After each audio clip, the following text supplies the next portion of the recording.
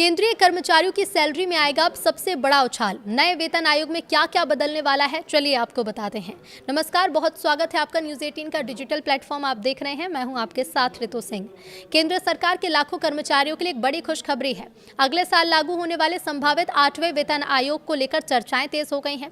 जानकारों का मानना है कि इस बार कर्मचारियों की सैलरी में जो बढ़ोतरी होने वाली है वो पिछले कई साल का रिकॉर्ड तोड़ सकती है। अब तक पूरा ध्यान बेसिक सैलरी और फिटमेंट फैक्टर पर था, लेकिन हालिया विश्लेषण से पता चलता है कि असली गेम चेंजर कर्मचारियों को मिलने वाले भत्ते यानी अलाउंस होने वाले हैं। तो यदि डीए को बेसिक सैलरी में मर्ज कर दिया जाता है तो महीने के आखिर में इनहैंड आने वाली सैलरी में भारी इजाफा देखने को मिलेगा। 8वें वेतन आयोग के तहत हाउस रेंट अलाउंस और ट्रैवल अलाउंस में बड़े बदलाव की उम्मीद है। इन भत्तों से सीधे तौर पर कर्मचारियों की मंथली सैलरी पर असर पड़ता है। मौजूदा 7वें वेतन आयोग के तहत शहरों की कैटेगरी के अनुसार एचआरए की दरें 30%, 20% और 10% है। जानकारों का यह अनुमान है कि नए वेतन आयोग में इन दरों को फिर से 24%, 16% और 8% पर रीसेट किया जा सकता है। भले ही प्रतिशत कम हो, लेकिन नई बेसिक सैलरी में भारी उछाल आएगा। इसलिए मिलने वाला एचआरए पहले से करीब दोगुना हो सकता है। आप इसे उदाहरण के जरिए समझिए। यदि किसी कर्मचारी की मौजूदा समय में बेसिक पे 35,400 रुपये है तो उससे एक्स कैटेगरी के शहर में करीब 10,620 रुपये एचआरए मिलता है। लेकिन 8वें वेतन आयोग के बाद यदि नई बेसिक सैलरी बढ़कर 90,000 हो जाएगी तो उसका 24% की दर से एचआरए बढ़कर 21,600 रुपये हो जाएगा। साफ है कि भत्तों के जरिए कर्मचारियों की जेब में पहले से कहीं ज़्यादा पैसा आने वाला है। ट्रैवल अलाउंस में भी बढ़ोतरी होगी। तो पिछले कुछ सालों में पेट्रोल, डीजल और यात्रा के खर्चों में काफ़ी इजाफा हुआ है। कर्मचारियों पर पड़ने वाले इस आर्थिक बोझ को कम करने के लिए सरकार ट्रैवल अलाउंस में बढ़ोतरी कर सकती है। इसके साथ ही मौजूदा महंगाई भत्ते को संशोधित बेसिक सैलरी में मर्ज करने की योजना पर भी विचार हो रहा है। इस मर्जर से एचआरए और टीए की कैलकुलेशन का बेस बढ़ेगा। इससे कुल सैलरी स्ट्रक्चर पूरी तरह बदल जाएगा। और भी कुछ भत्ते हैं जिनमें बदलाव की उम्मीद है। जानकार ये मानते हैं कि यदि सरकार बेसिक सैलरी, एचआरए और टीए इन तीनों में एक साथ बदलाव करती है तो यह हालिया सालों की सबसे बड़ी सैलरी हाइक साबित होगी। इससे न केवल कर्मचारियों का लाइफस्टाइल सुधरेगा, बल्कि महंगाई के दौर में उनके वित्तीय बोझ को भी काफ़ी हद तक कम किया जा सकेगा। कुल मिलाकर उम्मीद यही कि 8वां वेतन आयोग कर्मचारियों के लिए भत्तों की सौगात लेकर आने वाला है।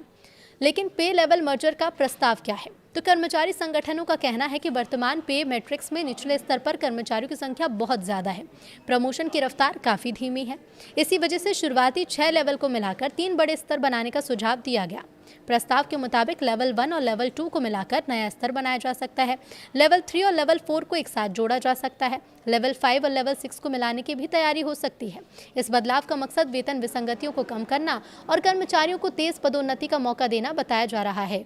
न्यूनतम वेतन में भी बड़ा बदलाव हो सकता है। अगर लेवल 1 और लेवल 2 का विलय होगा तो सबसे बड़ा फायदा निचले स्तर के कर्मचारियों को होगा। वर्तमान में लेवल 1 की शुरुआती बेसिक सैलरी 18,000 है, जबकि लेवल 2 की शुरुआती सैलरी 19,900 रुपये। मर्जर लागू होने पर लेवल 1 कर्मचारियों की बेसिक सीधे ऊपरी स्तर के हिसाब से तय होगी।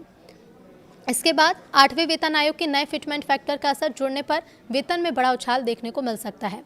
कर्मचारियों को ऐसे में सीधा लाभ मिल सकता है। यदि ये व्यवस्था लागू होती है तो लेवल 1 कर्मचारियों को ऊंचे वेतनमान का लाभ मिलेगा। लेवल 3 कर्मचारियों को लेवल 4 के बराबर वेतनमान मिल सकता है, जबकि लेवल 5 कर्मचारियों को लेवल 6 के समान वेतन ढांचे का फायदा हो सकता है। इसका सबसे ज़्यादा असर मल्टीटास्किंग स्टाफ, क्लर्क और ग्रुप सी कर्मचारियों पर पड़ने की संभावना है। मौजूदा व्यवस्था में कर्मचारियों को एक स्तर से दूसरे स्तर तक पहुंचने में कई साल लग जाते हैं, लेकिन लेवल मर्जर लागू होने पर प्रमोशन की सीढ़ियां कम होंगी और कर्मचारियों को जल्दी उच्च पदों पर पहुंचने का मौका मिलेगा। इसके अलावा जिम्मेदारी और पदनाम बेहतर होंगे। वेतन के साथ पेंशन में बढ़ोतरी होगी। ग्रेच्युटी और रिटायरमेंट लाभ ज़्यादा मिल सकते हैं। लेकिन अब ये भी जान लीजिए आप कि आयोग में क्या चल रहा है। तो 8वें वेतन आयोग को लेकर कर्मचारी संगठनों ने अपना विस्तृत प्रस्ताव सरकार को सौंप दिया है। आयोग ने सुझाव और मांगे जमा करने की समय सीमा बढ़ा दी है। माना जा रहा है कि आयोग विभिन्न राज्यों और क्षेत्रों का दौरा कर कर्मचारियों की वास्तविक स्थिति समझने की कोशिश कर रहा है। कर्मचारी संगठनों की मांग है कि नई सिफारिशें जनवरी 2026 से लागू की जाएं।